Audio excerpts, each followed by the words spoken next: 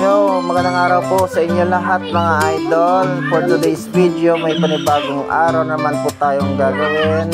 Magluto po tayo ng paborito ng aking mga anak, which is yung pancit canton. Ayan po mga idols, gawin ko po sa inyong harapan kung paano maghiwa, mag-slice, magluto para lalong sasarap.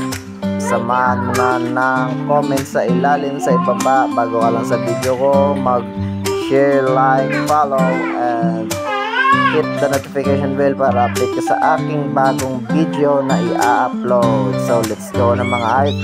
So kung tapos na po tayo maghiwa ng repolyo o cabbage, ang next natin hiwain mga idols, yan po yung green beans o beans. Yan po, kunin mo natin na dulo para hindi maano yung pag hiwa natin. Ayan, kinukunan ko yun ng dulo guys, ang mga idols. Ayan, kakaihiwain. Ayan, ang bilis-bilis. So mga idols, tapos na natin pong kunin yung dulo ng bagyo beans natin, tsaka po natin hiwain. So ayan, hiniwa na po natin yan mga idols. Tingnan nyo na po kung paano ako maghiwa. Mabilis maghiwa kasi naka-time lapse po tayo dyan mga idols. Ayan mga idols, pagkatapos nyan, next yung babalatan natin yung carrots, tsaka hiwain. So alright,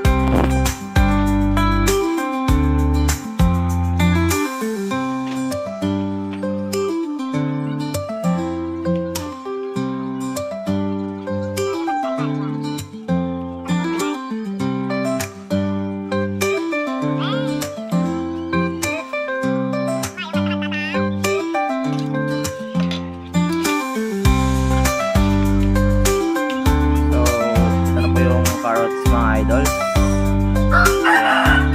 Babalatan po muna natin, tsaka pagkatapos pagbalat, iiwain na po natin. Ayan mga idols, tingnan nyo naman.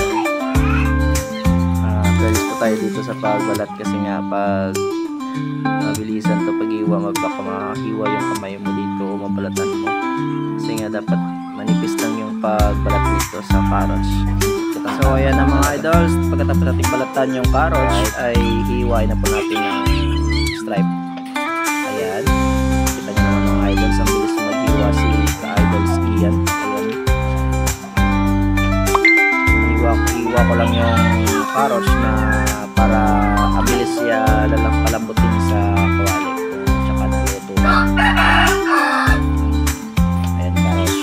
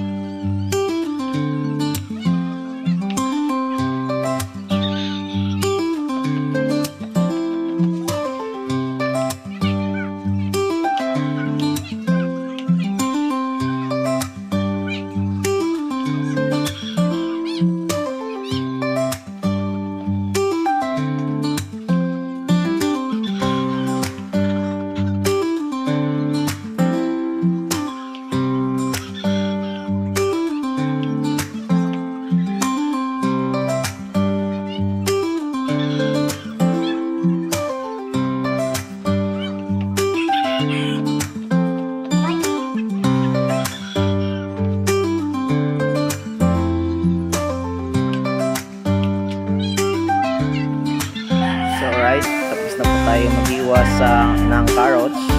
Next natin hiwain ito yung sibuyas. Ayan po, hiwain na po natin yung sibuyas. After that, pagkatapos natin hiwain yung sibuyas, next natin hiwain which is yung bawang. Ayan po.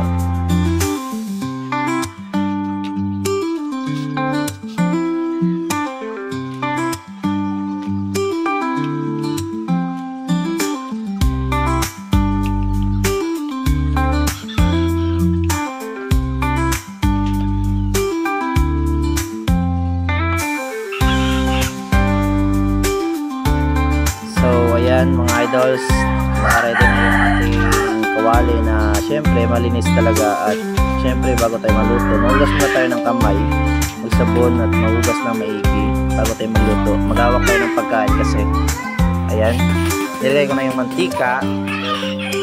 Una, painitin muna natin yung mantika sa kawali natin bago natin gisahin yung ating pangsahog, which is yung 1/4 na liog ng manok o lieg ng manok.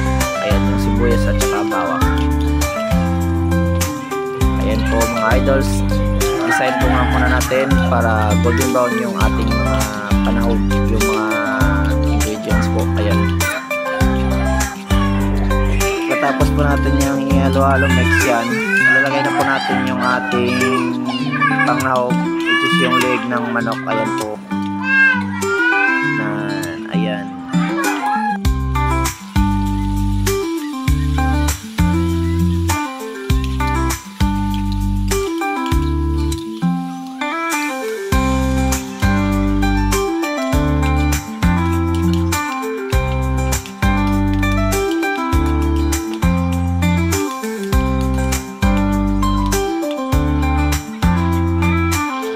Siyempre, tapos natin yung halo-halo, lagyan natin ng asin. Ayan.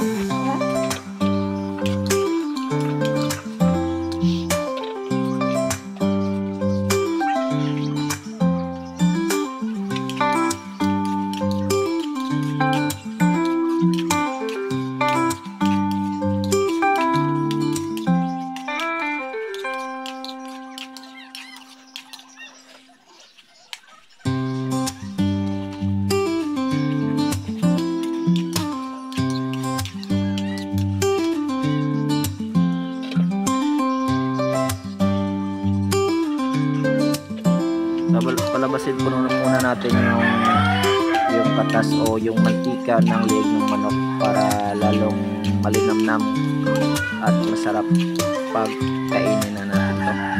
Ayan, lalambutin, isahin ng maigi muna natin mga idols yung leg ng manok. Ayan, nakita nyo naman nilagyan na lumabas na yung mantika, saka natin ilagay yung Baguio beans saka yung carrots. Mix na yan mga idols. Ayan, mix.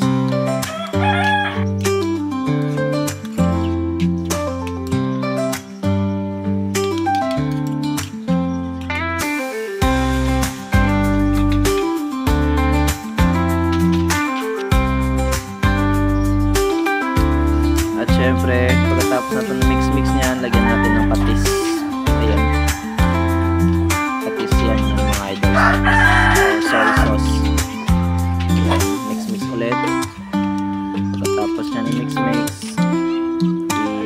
tatakpan muna natin na mga 1 to 2 minutes. Tsaka natin lagyan ng fresh water galing Pasig River or mineral water. Alright.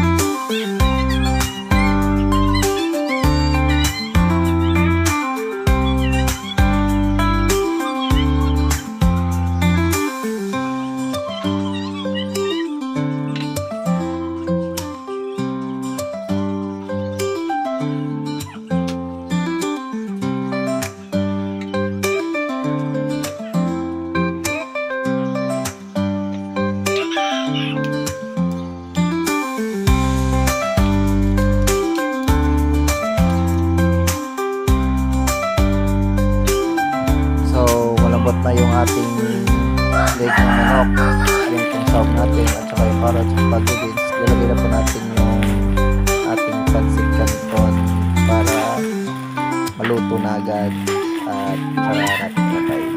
Nakamatakam na po kasi ako mga idols, so let's go. Ayun yung pancit canton, lalagay na po natin lumuhos.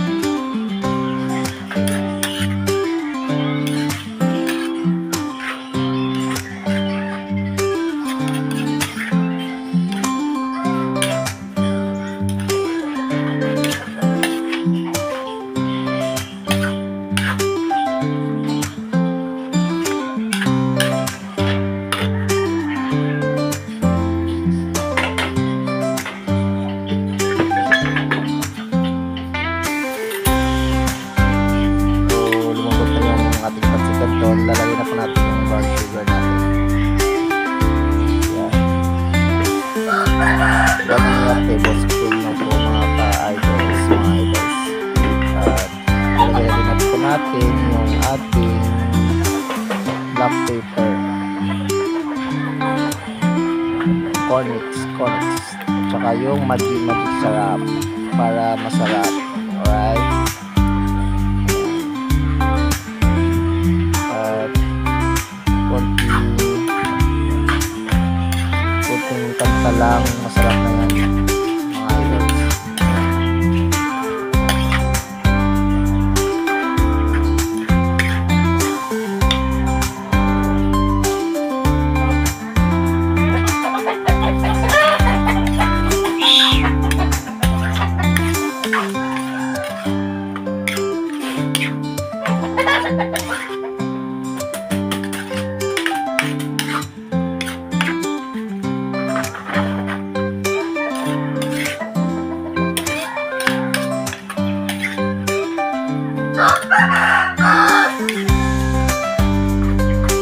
Yan.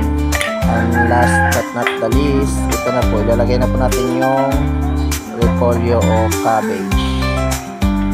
Kasi gusto ko pag nilagay ito, dapat half-cook lang para pag kinagat o kinain ay ma-taste mo talaga yung ang cabbage. Ayan, masarap. Sakto lang, hindi lanta o hilaw. Half-cook lang talaga, yung sakto lang talaga. Malambot lang, kadalikat na, masarap yan.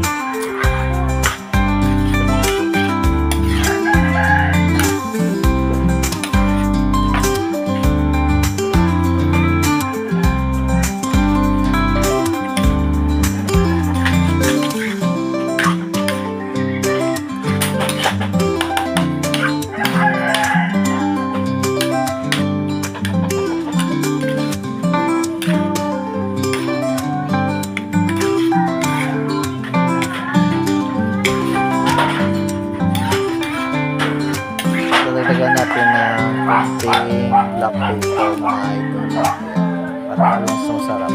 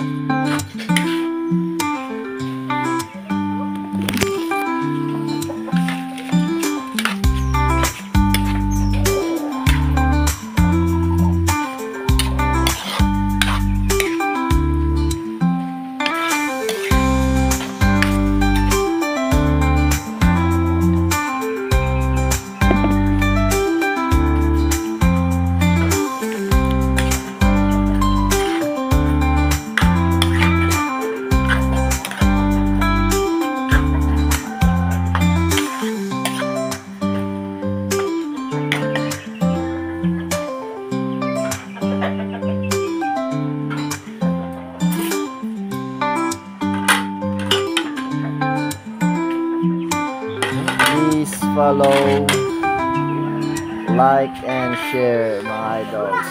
Salamat sa suporta. Thank you.